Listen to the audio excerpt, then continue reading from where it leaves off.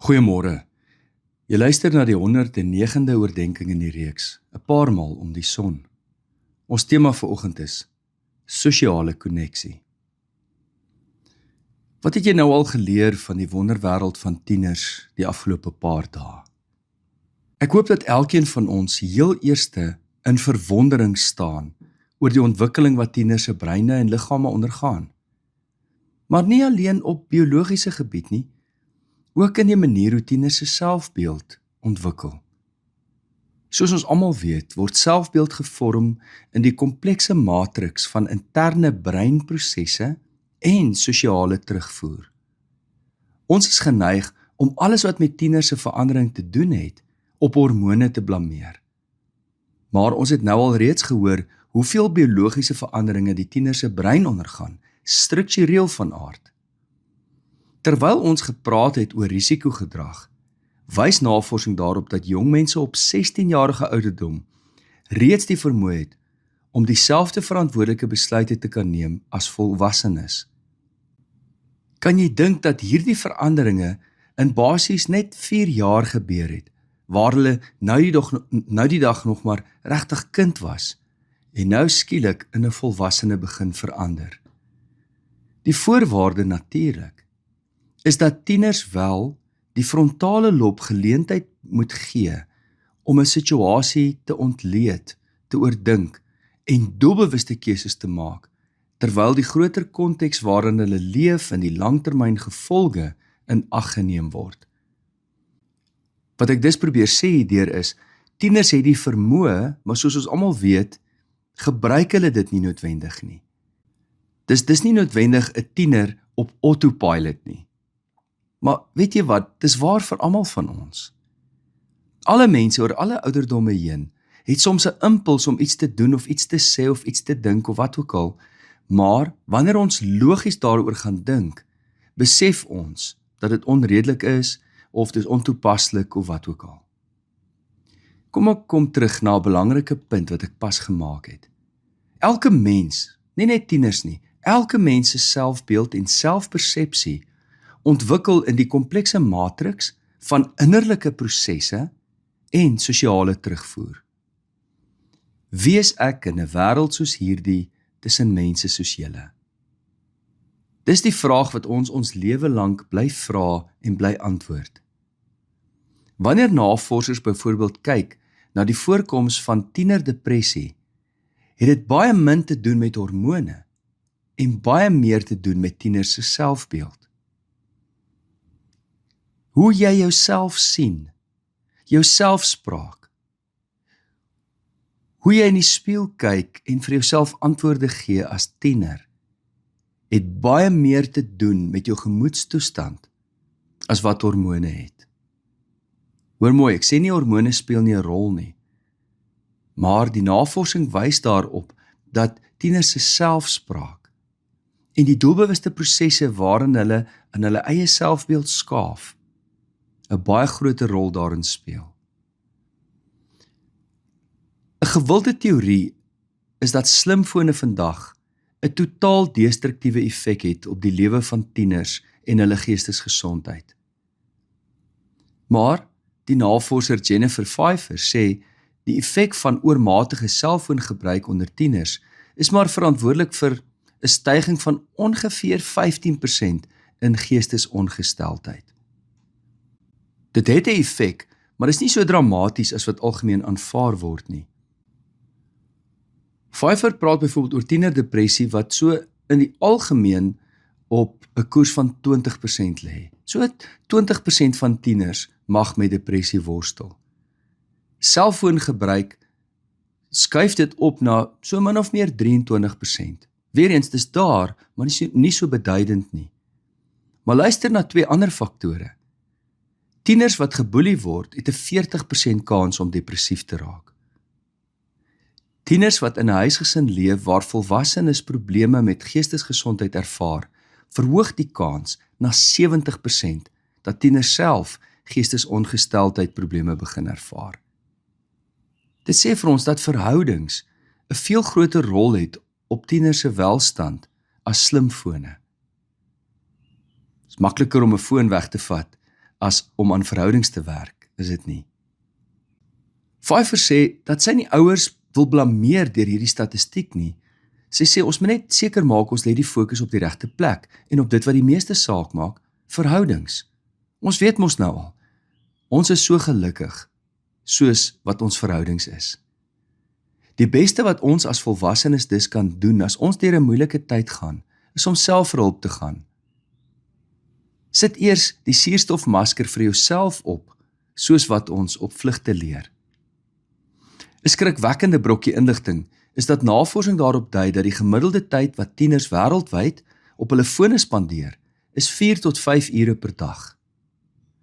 Maar interessant genoeg, wanneer tieners in gesonde verhoudings staan, met beide hulle ouers en vriende, is die kanse skraal dat hulle geestesgesondheidsprobleme sal ontwikkel. Hiermee wil ek nie sê, ek dink dis 'n goeie plan nie. Persoonlik dink ek, daar's 'n wêreld daar buite wat ontdek moet word. 'n liggaamlike belewenis waar ons veel meer leer en baat, as om soveel tyd op 'n foon te spandeer. Dalk dink die tieners wat hierna luister, ek klink nou soos jou pa. Maar luister net wat ek daardeur sê. As jy aan die einde van jou lewe terugkyk, met net 'n paar dae oor, sal jy regtig voel dat jy die beste van jou lewe gemaak het, deur soveel tyd op 'n dag op jou selfoon te spandeer. Ek kan jou 'n brief gee, dit teken met 'n stempel daarby. Jy gaan eendag spyt wees dat jy soveel ure van jou lewe vermors het op 'n selfoon. Onthou, al die maatskappye betrokke by selfoon en selfoongebruik en sosiale media misbruik die krag van 'n tiener se brein, die dopamien afskeiding, om hulle verslaaf te maak aan hulle fone. So my belang lê nie alleen daarby by die vraag, maak dit tieners depressief nie. My vraag lê na die ander kant toe. Is dit regtig die vol lewe wat God vir ons bedoel het om te leef? Jy sal daarop vir jouself 'n antwoord moet vind. Hou dus nou in gedagte dat tieners se breinontwikkeling hulle spontaan aanvuur om nuwe verhoudings te kweek met 'n groter kring van vriende en kennisse. Ouers behoort te besef dat daar nie fout is met hulle kinders nou dat hulle soveel sosiale tyd saam met ander wil deurbring nie. Hulle is nie rebels en daarom wil hulle dit doen nie. Dit is normaal vir 'n tiener. Dis goed en is reg. Dit moet wel bestuur word. Wanneer hierdie lewensfase goed verloop, ontwikkel tieners ondersteunende vriendskappe, waar hulle mekaar help deur dik en dun. Baie dikwels, ek weet, ek praat so baie met tieners. Baie dikwels help tieners mekaar wanneer hulle ouers deur 'n moeilike tyd gaan. Of wanneer hulle self met hulle ouers in 'n tyd van konflik leef. Daar is ook 'n skadukant aan hierdie lewensfase. Wanneer tieners hulle self van volwassenes isoleer, is daar 'n toename in risikogedrag. As jy 'n groep tieners neem en jy sit hulle saam in een groep, kom ons vat nou maar waar hulle saam sit in die skoolsaal of selfs in die kerk, waar tieners alleen daar agter sit in die banke of in die stoele, is hulle geneig om buite orde te raak. Jy weet waarvan ek praat. Baie meer grappies, terg mekaar, skuifel rond en vroetel en vang ondeende goed aan. Maar plaas nou net 'n paar volwassenes tussen hulle en kyk wat gebeur. Die tieners neem die gedrag aan van die volwassenes. Daarom, liewe jong mense, as jou pa of ma soos 'n wafferse Sherlock Holmes vir jou ondervra, as jy na 'n partytjie toe wil gaan, vir 'n byeenkoms van jong mense, wie gaan daar wees? Watter groot mense is daar? Gaan julle dit doen? Gaan julle dat doen? Gaan daar dit wees? Gaan daar dat wees? Dit is hulle werk, dit is wat 'n goeie ouer doen. Moet dus nie kwaad raak of opstandig raak, as jou pa of ma nog steeds 'n sê wil hê op jou lewe nie. Dis hulle werk.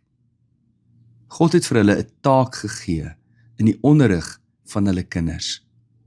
As jy opstandig raak deur die goeie begeleiding van jou ouers, sê die Bybel, raak jy opstandig teenoor God. Want God het vir ons ouers gegee om te begelei. Ouers, ons moet seker maak dat ons plig binne die kontoure van God se opdrag uitvoer en nie ons eie issues op ons kinders se lewens uitstort nie. Ons moet seker maak dat die riglyne wat ons vir ons kinders gee, gebaseer is op gesonde verhoudings en God se riglyne vir die lewe. In geheel gesien is tieners en almal van ons so gelukkig soos die verhoudings waarin ons staan. Dus, as ons gesonde tieners wil grootmaak, leef in gesonde verhoudings met mekaar. En tieners, as jy 'n sukses van jou lewe wil maak, leer nou al om gesonde verhoudings bo aan jou lys te stel. Pick your fights wisely met jou ouers. Want die kwaliteit van jou verhouding met jou ouers is die eerste stap in 'n gesonde rigting vir die res van jou lewe. En selfs wanneer jy voel jou ouer is onbillik, om daarop te reageer en tantrums te gooi en te maak of dit die einde van die wêreld is, dit gaan jou nêrens bring nie. Want jy word nou reeds voorberei om konflik of selfs wat jy beleef as onbillikheid op 'n rasionele, rustige en 'n gestruktureerde manier te hanteer. Berei jou saak voor.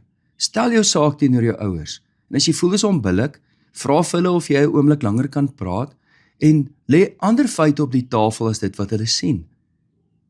Maar bo alles, bewys met jou optrede van die kleinste geleentheid wat hulle jou bied tot die einde daarvan dat jy betroubaar is. As jy nou vir die eerste keer na 'n partytjie toe gaan en jou pa sê vir jou, jy kan van 8 uur tot 10 uur gaan, maar jy wil eintlik tot 12 uur gebly het, byt maar vas op jou lip en sê, pa, dis reg so. Ek wil eintlik tot 12 uur bly, maar kan ek 'n voorstel maak?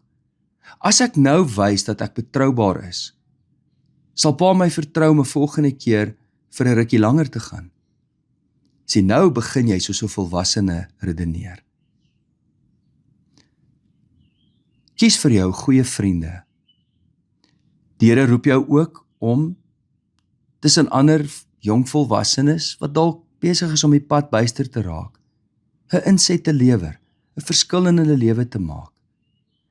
Maar as jy nie sterk genoeg is nie, moet dit nie doen nie. Daar's 'n verskriklike wrede gesegde in Afrikaans, dink is nogal skerp. Meng jou met die semels, dan vreet die varke jou op.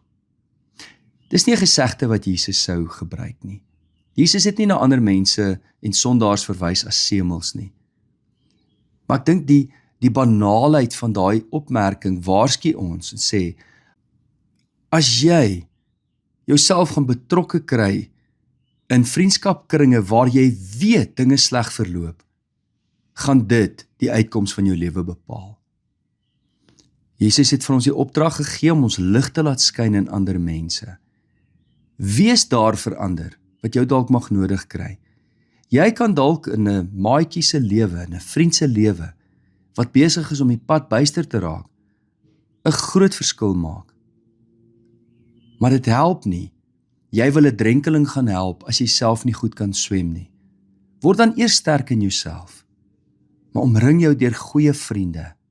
Vriende wat jou ondersteun, wat jou aanprys as jy goeie besluite maak en jou nie beskaam of probeer verlei nie. Spreuke 27 vers 17 sê, yster slyp yster, vriende vorm mekaar. Kies vriende wat jou waardes deel en dieselfde visie van die lewe. Kom ons bid saam. Hemelvader, ons dankie vir goeie vriende.